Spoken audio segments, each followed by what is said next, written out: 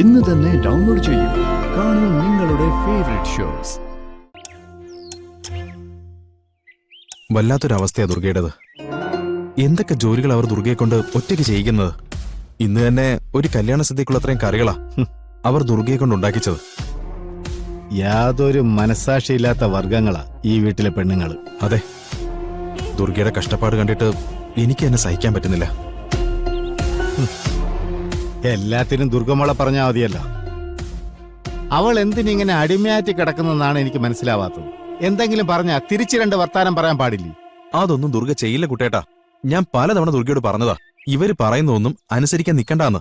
പക്ഷെ ദുർഗ കേൾക്കില്ല. ആരെ ഉപദ്രവിക്കണമെന്ന് അറിയാതെയാ യവളുമാരിങ്ങനെ തട്ടി കളിക്കുന്നത്. ദുർഗ ആരാണെന്നുള്ള സത്യം അറിഞ്ഞ യവളുമാർക്കൊന്ന് വിറയ്ക്കും. പക്ഷെ ഇതിനൊക്കെ ദുർഗ തന്നെ വിചാരിക്കണ്ടേ? ക്രിമിനൽസിനെ നിർത്തി വിറപ്പിക്കുന്ന ജേഡിയാണ് ഇവർക്ക് മുന്നിൽ സ്വയം വിറച്ചു നിൽക്കുന്നത്. അതൊക്കെ ദുർഗയുടെ നല്ല മനസ്സുകൊണ്ടാ. പക്ഷേ ഇവിടെ ഉള്ളവരതൊന്നും മനസ്സിലാക്കില്ല. കുടുംബത്തിന് ഇത്രയും സ്നേഹിക്കുന്ന ഏത് പെൺകുട്ടിയാ ഇക്കാലത്തുള്ളത്? എന്ന് പറഞ്ഞിട്ട് എന്താ കാര്യം കുട്ടേട്ടാ? ദുർഗയ്ക്ക് മറ്റെന്തിനേക്കാളും വലുത് അമ്മയ്ക്ക് കൊടുത്ത വാക്കാ. കുടുംബത്തെ മറന്ന് ഒന്നും ചെയ്യില്ല എന്ന് ദുർഗ വാക്ക് കൊടുത്തു പോയില്ലേ? അമ്മയ്ക്ക് കൊടുത്ത വാക്ക് പാലിക്കുന്നതൊക്കെ നല്ലത് തന്നെ. പക്ഷേ ഇതുപോലെ മനസാക്ഷി ഇല്ലാത്തവരെടുത്താവരും. ദേ ഇങ്ങോട്ട് നോക്ക്. ചില സമയത്തെ എനിക്ക് ദേവേട്ടനോട് പോലും ദേഷ്യം തോന്നും. ദേവേട്ടന് രണ്ട് വഴക്ക് കൊടുത്ത് ഈ തല നിലയ്ക്ക് നിർത്താൻ പാടില്ല. അങ്കിളിന് ആഗ്രഹം ഉണ്ടാവും. പക്ഷെ എന്ത് ചെയ്യാനാ, ആ പാവം പെട്ടുപോയില്ലേ? അതെ, ഈ ദുരന്തത്തിൽ നിന്ന് രക്ഷപ്പെടാൻ ദുർഗമോള് തന്നെ വിചാരിക്കണം. എന്നെങ്കിലും ദുർഗയുടെ മനസ്സ് മാറാൻ നമുക്ക് പ്രാർത്ഥിക്കാം. അല്ലാതെ എന്ത് ചെയ്യും? അതെ.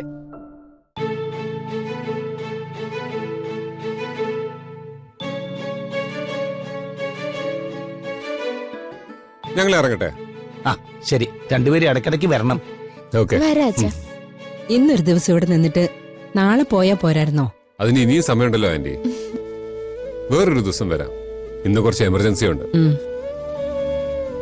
അഞ്ജു, നീ ഇടയ്ക്ക് അങ്ങോട്ട് വരണം. 2-3 ദിവസം എന്റെ കൂടെ നിൽക്കാൻ വേണം. വരാശി.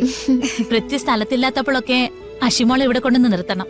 അതിന് ഞാനില്ലാത്തപ്പോ മാത്രമല്ല, അഷിക്ക് എപ്പോ വേണമെങ്കിലും ഈ വീട്ടിലേക്ക് വരാം. എനിക്ക് യാതൊരു പ്രശ്നവുമില്ല. കല്യാണം കഴിഞ്ഞെന്ന് വെച്ച് അഷിതയുടെ സ്വാതന്ത്ര്യത്തെയോ ആഗ്രഹങ്ങളെയോ അത് ബാധിക്കേണ്ടതില്ല. എനിക്ക് വേണ്ടത് വീട്ടിൽ തളച്ചിടാൻ ഒരു അടിമയല്ല, എന്റെ ഒപ്പം എല്ലാത്തിനും കൂട്ടായി നിൽക്കുന്ന ഒരു കമ്പാനിയനെയാണ്. സന്തോഷായി മോനെ. എന്നും നിങ്ങളിങ്ങനെ സന്തോഷത്തോടെ മുന്നോട്ട് പോട്ടെ. ഈശ്വരാ, ആരുടെയും കണ്ണ് തട്ടാതിരിക്കട്ടെ. ഇറങ്ങാം. ശരി, എന്നാ ഞങ്ങൾ ഇറങ്ങട്ടെ. ഇപ്പൊ തന്നെ ഒരുപാട് വൈകി. പോയിട്ട് വാ മക്കളെ.